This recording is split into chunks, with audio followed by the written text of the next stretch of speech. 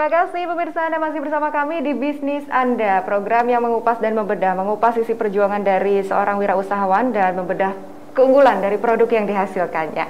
Kali ini kita masih bersama Pak Denal dari Batik Canting Ayu, batiknya Kota Industri alias Bekasi ya.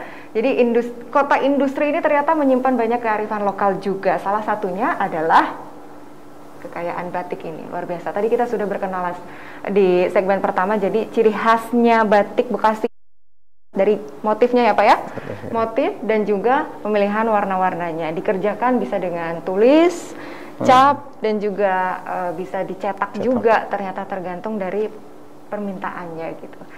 Pak Denal, tapi kalau kita mundur lagi nih ke tahun 2016 ya, di awal 2017 ya.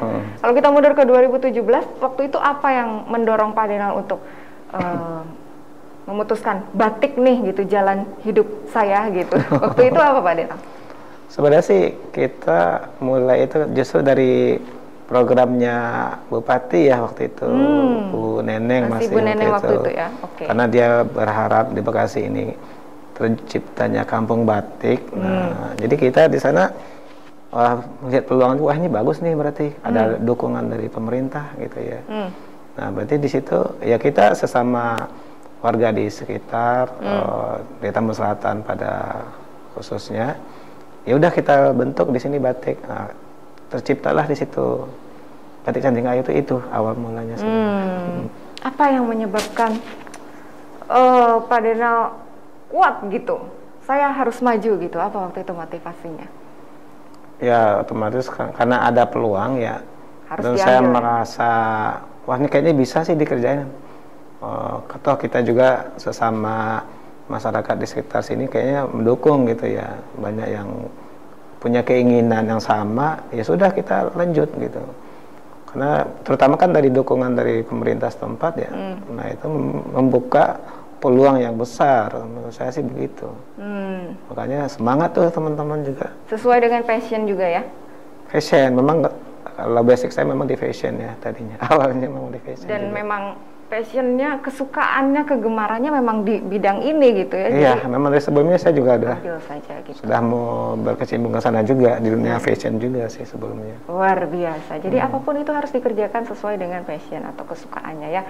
Passionnya, minatnya di bidang fashion seperti Pak Denal, akhirnya bisa seperti sekarang. Apapun itu sesuai dengan cita-cita awal begitu ya Pak ya. Ini kalau kita ngomongin motif lagi Pak Denal, ada motif teratai, golok ya, kemudian ikan gabus. Ini ada banyak sekali keragamannya. Kalau menurut Pak Denal, yang paling rumit yang apa? Yang mana? Sebenarnya sih yang rumit itu seperti ini ya. Nah ini saya liatin aja. Ya. Ini kan sebenarnya batik cap. Iya. Ini pengerjaannya rumitnya itu karena ada di kombinasi. Jadi kita bagaimana menyusun batik ini ketika kita bikin seperti contoh baju gitu ya, supaya motifnya itu tidak terputus gitu. Oh betul. Nah bagaimana kita memposisikannya ini supaya pas nanti. Jadi tidak antara atas dan bawah tuh tidak miring posisinya. Jungjat, harus sejajar gitu. Jungjat ya, ada yang naik, ada yang turun. Nah itu termasuk ya pengerjaannya beberapa kali lebih lama dari yang biasa. Proses itunya yang bikin lama. Justru yang simetris yang susah ya Pak ya? Simetrinya karena posisinya. Iya. Harus simetris tapi posisinya yang berjarak. Harus presisi gitu ya. Itunya yang harus ngepas ketika kita bikin baju misal gitu ya. So, gimana supaya pas ketemu. Nah itu memposisikan itu. Cuma kalau untuk pembentukan motifnya mah sama sebenarnya. Cuma ketika kita implementasikan di kainnya, nah itu yang agak rumit sebenarnya. Oke. Pemirsa pasti langsung penasaran range harganya. Apalagi ibu-ibu nih ya, udah langsung tring sampai yang itu cocok tuh sama kebaya saya. Berapa harganya ya katanya? Range berapa Pak? Boleh disebutin? Ya kalau untuk harga sebenarnya sih memang kita lihat dari proses ya, tingkat kerumitan sebenarnya. Kalau yang pengen di bawah harganya paling murah, kita bisa ke batik cetak ya, atau yang printing gitu, lebih murah. Tapi yang namanya ngebatik yang dinilai itu kan memang seninya ya. Betul. Bukan materialnya. Setuju. Gitu kan. Nah, gimana sih prosesnya? Nah, prosesnya itu karena yang rumit, ya makin mahal. Kayak ini kan kita jual dengan seperti ini, kainnya aja sudah 210 ya. Ada yang lebih di bawahnya, yang kayak seperti ini kan lebih simpel. Nah, ini harganya 120 per lembar kainnya gitu. Masih terjangkau. Tapi kalau untuk yang lebih mahal bisa contoh yang kayak batik tulis. Nah ini kan ini kayaknya yang paling mewah ya Pak ya? Itu tulis, itu motif bambu. Batik tulis ya, motif bambu. Berapa ini Pak? Kalau motif bambu bisa, kalau ini harga 600. Wow. Tergantung dari kerumitan saat membuatnya. Jadi yang namanya mengapresiasi seni itu nggak bisa asal lihat dari hasilnya saja ya. Jadi kita harus menghargai proses begitu ya Pak ya. Prosesnya. Apalagi ini ditulis gitu ya, prosesnya bukan dicetak. Luar biasa Mas ya. Kan kalau soal harga orang bukan dari materialnya, kayak kita menghargai sebuah lukisan gitu ya. Kan yang dihargain bukan cuma bentuk, berapa sih materialnya gitu kan. Betul, setuju. Karena dia senang gitu kan. Itu menjadikan dia menyukain itu, ya dari nilai itulah, nilai kesukaannya itu yang dia hargain. Betul sekali. Membayar sebuah proses gitu ya. Bukan hanya sebuah produk jual gitu. Tapi yang namanya menghargai batik itu sama dengan menghargai seni. Setuju banget itu Pak. Ngomong-ngomong, udah pernah direview sama Menteri Pariwisata ya? Iya, kebetulan Masya Allah. kemarin kita dapat review dari Pak Menteri, Pak Sandi ya. Gimana tuh ceritanya Pak? Ya memang kita dapat tawaran program dari OKOC ya, kalau waktu itu. Ya kita bergabung di sana, dia ngelihat, wah kayaknya ada potensi nih, ada ngangkat kearifan lokal gitu ya. Ya udah kita ke sana, nah, langsung direview sama mereka. Saya jadi penasaran motif-motif apa saja sih yang kemarin direview, dan ada beberapa juga yang sudah melanglang buana ke sana kemari ya Pak Denal ya. Kita lihat ini motif-motif yang tersedia di Canting Ayu nih banyak sekali. Kalau yang ini namanya apa Pak? Yang golok ya? Ini yang golok. Warna-warni cantik sekali, ini teratai. Ini kembang sepatu. Oh, kembang sepatu. Sama teratai juga ada. Cantik sekali. Ini motif apa Pak? Itu motif golok juga sih sebenarnya, cuma bentuknya berbeda. Itu ya, jadi kreasinya ada di situ. Ini pesanan siapa nih?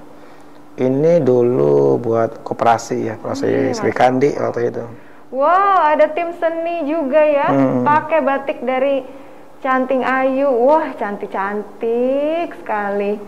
Luar biasa, sudah kemana-mana ini. Wow, keren banget. Ini nama motifnya apa Pak? Ini motif yang tadi yang kita tadi lihat golok. Sama ya motif. Jadi memang ciri khasnya itu kita golok ya. Ini kental banget ya Bekasi dengan golok ya. Iya. Memang kota-kota pejuang ya. Betul sekali. Bukan karena orangnya galak-galak ya.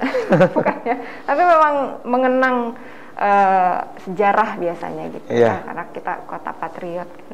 Kemudian yang kemarin direview sama Pak Sandiaga Uno itu seperti apa ceritanya? Kan nggak setiap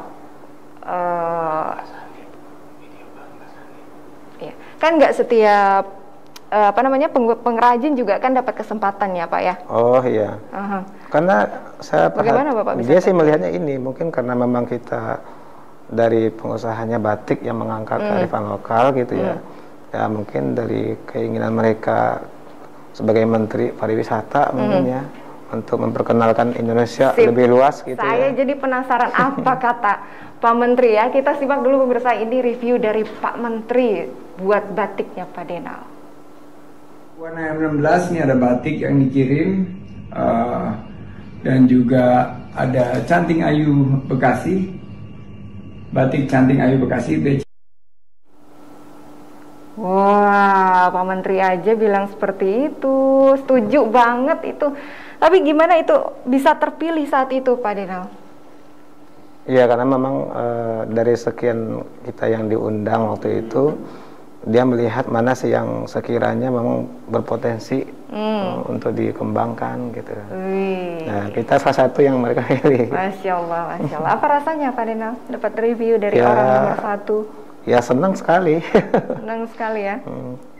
Dapat dukungan lah dari Bapak Menteri ya. Bangga ya, Bangga bangga sekali karya kita diapresiasi sama orang yang orang penting terbilangnya ya. Ada target apa ke depannya Pak? Ingin direview sama siapa lagi? Ya kalau bisa mah sekaligus orang nomor 1 di Indonesia. Mudah-mudahan harapannya seperti itu. Iya, amin. Cuma setidaknya kan minimal kita itu di Bekasi punya batik yang bisa disejajarkan dengan batik-batik dari daerah lain. Gitu. Akhirnya bisa melelang buana juga ke seluruh daerah di Indonesia gitu ya.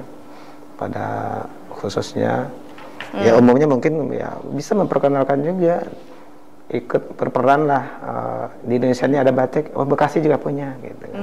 Dikenal dari luar, kita ada kontribusi dari Bekasi gitu kan untuk memperkenalkan, karena memang di Indonesia di dunia mengenalnya batik ya dari Indonesia. Oke, luar biasa, amin, mudah-mudahan tercapai. Jadi Pak, kalau ada yang mau beli, ini ada yang ngincer yang warna biru nih kayaknya. Bisa menghubungi kemana Pak? Bisa kepo Instagramnya dulu ya? Ada boleh, ada Instagramnya, kita punya Instagramnya di Batik Bekasi. Batik Bekasi underscore lagi. Jangan ketuker ya, ada banyak tuh akunnya ya. Iya, banyak. Yang asli punya Pak Denal ada @batik underscore Bekasi underscore pakai underscore lagi. Kemudian bisa langsung menghubungi lewat WhatsApp barangkali? Ya bisa, di sana juga sudah ada nomornya di Instagram. Langsung kepoin aja Instagramnya ya pemirsa, @batik underscore Bekasi underscore ya. Jangan lupa di follow dulu, udah di follow baru boleh tanya-tanya. Tanya-tanya gratis ya Pak? Gratis. Di sana ada foto produk juga ya, lengkap ya di Instagram ya. Langsung kepo-kepoin aja. Kemudian tadi Pak Denal juga sedikit cerita tentang perjuangan dalam proses pembuatannya gitu ya. Jadi nggak asal-asalan memberi harga, apalagi kita sebagai yang mengapresiasi juga jadi lebih bisa memberi nilai yang objektif gitu. Oh pantas aja nih bikinnya rumit sekali gitu, jadi nggak sia-sia kita mengeluarkan uang seperti itu ya Pak ya. Iya. Nah, tapi yang namanya bisnis is bisnis Pak. Iya. Pak Denal, sejauh ini apa yang menjadi kendala? Apa saingan atau seperti apa? Ya kalau kendalanya mungkin karena Bekasi awalnya bukan kota batik ya. Memang kita kadang dalam mencari karyawan masih ngalamin ya kesulitan lah gitu kan. Karena untuk yang ahli melatih karyawan itu juga butuh waktu. Kebiasaan mereka dulu bagaimana supaya mereka bisa membatik, itu yang kendala utamanya sih di sana. Berarti selama ini Pak Denal dibantu sama warga ya? Ya ada juga memang warga sekitar memang punya keinginan ikut, ya kita kasih kesempatan. Dan ada juga yang cuma datang untuk belajar, kita kasih kesempatan gratis belajar gitu ya. Ada yang sampai bisa, ada yang cuma datang beberapa kali. Nah itu kendala kita di sana. Ketika mereka tidak bisa, mereka nyerah gitu masalahnya yang. Iya. Jadi kendala. Karena ini sangat berbeda ya dengan bisnis-bisnis lainnya. Yang namanya membatik itu sama seperti membuka galeri seni mungkin begitu ya Pak Denal ya. Jadi nggak sembarangan orang yang memiliki keinginan atau hasrat di situ gitu. Mungkin itu kendala saat ini. Ya mereka harus mencintai dulu lah dengan seni gitu ya. Baik, bagaimana biasanya Pak Denal supaya menumbuhkan cinta mereka? Ya kalau kecintaan itu memang tidak dipaksa, yang nggak bisa dipaksain. Setuju banget. Kita lanjutkan ya Pak Denal ya, usai jeda berikut. Jangan kemana-mana pemirsa, tetaplah bersama kami di Bisnis Anda.